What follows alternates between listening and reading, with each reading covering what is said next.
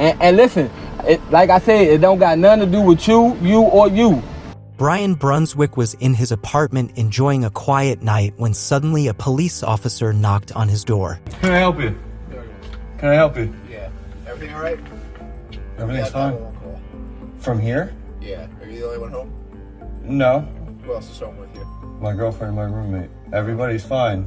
Nobody called. Somebody called and they said it came back to this address, and it said they told us there was yelling or something in the background initially, and then they hung up and they haven't been able to get in touch with everyone since. So Nobody called. Everybody's fine.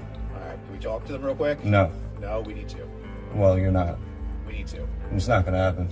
You don't understand how this works. We got a 911 call from this address. Nobody called 911. How do I know that? Bro, do I have to prove something to you right now? Yes. We have to speak with everyone who lives here to make sure they call 911. As soon as we speak with everyone, we confirm everything's fine, we leave. That's it, man. We just make sure everything's fine. Why are you giving us such a problem? Well, because you're over here shining a f***ing flashlight in my apartment. You're over here shining a flashlight, let me finish what I was saying, into my f***ing apartment. I mean, you're taking care of Christmas gifts, watching the UFC fight. You guys come over here banging like a bunch of fucking animals. No one called 911. You're giving me a hard time. You're still shining a f***ing flashlight at me. Turn your flashlight off. Faced with the officer's insistence to talk to the other inhabitants of the place, the officer explained the seriousness of the situation. What do you want to sort out? What have we not sorted out? It's a landline, okay? Okay, no, there's no landline here. But there's still one registered to this house. So what do you want me to do for you? So there, we solved with a 911. Okay, so get the f*** out now. Sir. No, sir. You just slammed the door at me. Get the f*** out of the house. You don't close the door on the police. I don't give a f***. You have no right to enter. We do, actually. No, you don't. It's a warrantless entrance, so get the f***. Brian denied the existence of such a call. The officer, unconvinced, told Brian. Tension escalated when Brian resisted cooperation. Frustrated, Brian questioned the officer's attitude. Name and badge number. Everything, okay? Name and badge number. Name and badge number. Name and badge number.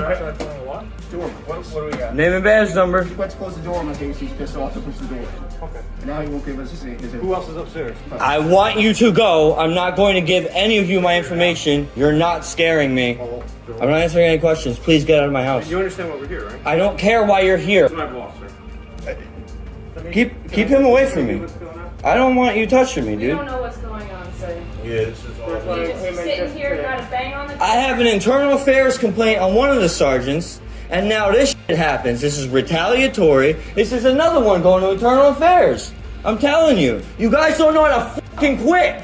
Any of you. I want you guys to leave. I don't care. They don't care. They don't care. No one cares. We want you out. I don't understand, like, you guys can't take a fucking hint. You think you have a right to push my fucking door in. Your cops pushed my door, hit me with the door right there. I'm unarmed. I have a fucking camera. Technically, what you did could have been obstructed. You're on a lawful police investigation. Brian, in an attempt to divert attention, responded enigmatically. However, the officer persisted.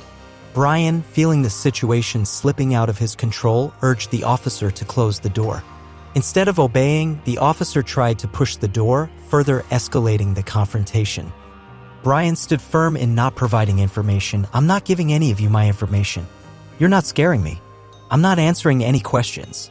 Please get out of my house. The officer, in an attempt to justify their presence, tried to explain, "Do you understand why we're here?" "I don't care why you're here," responded Brian, showing his resistance. The officer, in a more threatening tone, insisted. Brian, visibly upset, accused the officers of retaliation. "Sir, yes, all this is just sitting here having a blast. I have internal issues, a complaint about one of the sergeants, and now this. This is retaliation. This is another one for internal affairs." No, Who's Galena? you're in my property. You can get off it now. It's your property? I own it. You can get off it now. Okay, can you show me? I don't have to show you anything. Okay, but you first off don't drive up on a police officer that's sitting there like that. You don't swear at me. Okay, well... You don't sit on my property without asking. I didn't know it was your property. Please leave the property now. Okay, well... You're trespassing. There's signs that say trespassing. What? I'm not trespassing on your property. Please leave the property. I got stuff to do. Come on, be on your way. No, I'm going to figure out whose property this is first. Get off the property. I got to unload crap. Okay, well, we're going to figure out whose property this is first, because I'm not taking... The officer, in an attempt to calm the situation, asked the individual for his name. Okay. I'm just asking if you wouldn't mind giving me your name to know who. He, no, that's all. The interaction became even more complicated when the individual accused the officer of following him. He stopped me. Trust me, man, you don't need to. Get out of me.